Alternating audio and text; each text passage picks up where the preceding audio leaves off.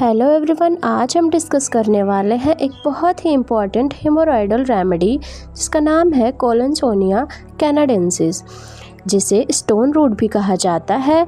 ये remedy specially useful है chronic constipation के लिए, ब्लीडिंग पेनफुल पाइल्स के लिए, प्रेगनेंसी पाइल्स, पेल्विक कंजेशन और पाइल्स के साथ हार्ट कंप्लेंट्स में। अगर पेशेंट को रेक्टम में ऐसा फील हो जैसे सैंड या स्टिक्स फंसी हो तो कोलिनसोनिया एक टॉप रेमेडी बन जाती है। तो वीडियो को एंड तक ज़रूर देखिए क्योंकि आज हम इसके guiding symptoms, modalities, female complaints, ये सारे पॉइंट्स कवर करेंगे। कोलिनसोनिया का कॉमन नेम होता है स्टोन रूट और ये बिलोंग करती है लेबिएसी फैमिली से। इसके प्रूवर है डॉक्टर बर्ट। ये रेमेडी मेनली वीनस कंजेशन पर एक्ट करती है, स्पेशली पोर्टल और पेल्विक सर्कुलेशन पर। सबसे इम्पॉर्टेंट इंडिकेशन है chronic painful bleeding piles. Patient को रेक्टम में फॉरेन बॉडी सेंसेशन होती है जैसे स्टिक, सैंड या ग्रेवल फंस गया हो। कॉन्स्टिपेशन बहुत सीवियर और ऑब्स्टिनेट होता है। स्टूल हार्ड और स्लगिश होता है और एक्सेसिव फ्लैचुलेंस होती है। प्रेगनेंसी के लास्ट मंथ में पाइल्स और पेल्विक कंजेशन के केसेस में ये बहुत यूज़फुल रेमेडी है। बात करते हैं कोलिनसोनिया के गाइडिंग सिम्टम्स के बारे में। पेल्विक एरिया और पोर्टल सर्कुलेशन में कंजेशन होने की वजह से पेशेंट को पेनफुल मेंसेस यानी कि डिस्मेनोरिया, पाइल्स, पेल्विक हैवीनेस जैसे सिम्टम्स होते हैं।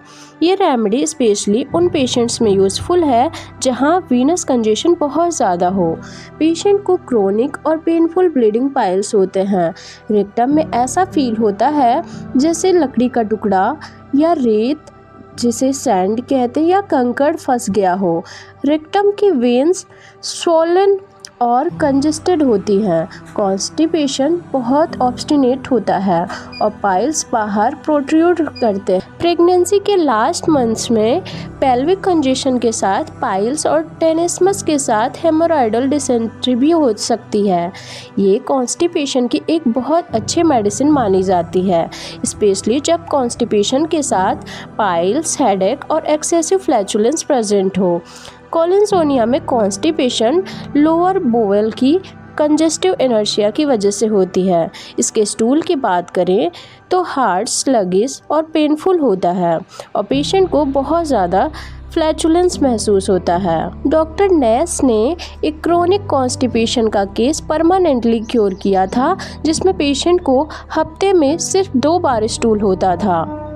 जिन पेशेंट्स को पाइल्स और इंडाइजेशन होता है उनमें palpitation, rapid but weak heart beat देखने को मिलता है। कोलिनसोनिया का एक खास सिम्टम है, अगर हार्ट कंप्लेंट्स ठीक हो जाएं तो क्रोनिक पाइल्स या सप्रेस्ड मेंसेस वापस आ जाते हैं। प्रेगनेंसी में पाइल्स के साथ severe itching, swelling, inflammation of genital parts होता है। पेशेंट को लेटने में भी दिक्कत होती है। बात करते हैं जीआईटी सिम्टम्स के बारे में तो पोर्टल सर्कुलेशन में कंजेशन होने की वजह से हेमोरॉइड डेवलप हो जाते हैं। ब्लीडिंग और पेनफुल पाइल्स के साथ रेक्टम में फॉरेन बॉडी सेंसेशन होती है जैसे रेत या कंकड़ फंस गया हो। हेमोरॉइड्स के साथ डिसेंट्री और बार बार स्टूल पास करने की फॉल्स अर्ज होती रहती है पेशेंट को। कभी कॉन्स्टिपेशन और कभी डायरिया होता है। फीमेल रिप्रोडक्टिव सिस्टम की बात करें तो प्रेगनेंसी के लास्ट मंथ्स में पेल्विक ऑर्गन्स में कंजेशन और पाइल्स हो जाते हैं। प्रेगनेंसी में सीवियर इचिंग और पाइल्स के कारण पेशेंट प्रॉपरली लेट भी नहीं पाता है। पेल्विक कंजेशन की वजह से पेनफुल मेंसेस यानी कि डिस्मेनोरिया होता है। कार्डियोवैस्कुलर सिस्टम की बात करें तो हार्ट डिजीज़ की वजह से बॉडी में स्वेलिंग और वाटर रिटेंशन हो सकता है।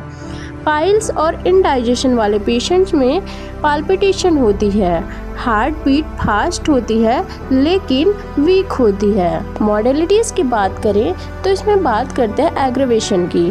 थोड़ा सा इमोशनल स्ट्रेस या एक्साइटमेंट भी सिम्टम्स को वर्स कर देता है।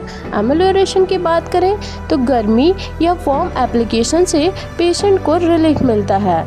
इसके रिलेशन की बात करें तो जब हार्ट डिजीज़ के साथ हेमोरॉइड्स हो और कैक्टस और डिजिटेलिस जैसे रेमेडीज फेल हो जाएं तब कोलिनसोनिया यूज़फुल हो सकती है।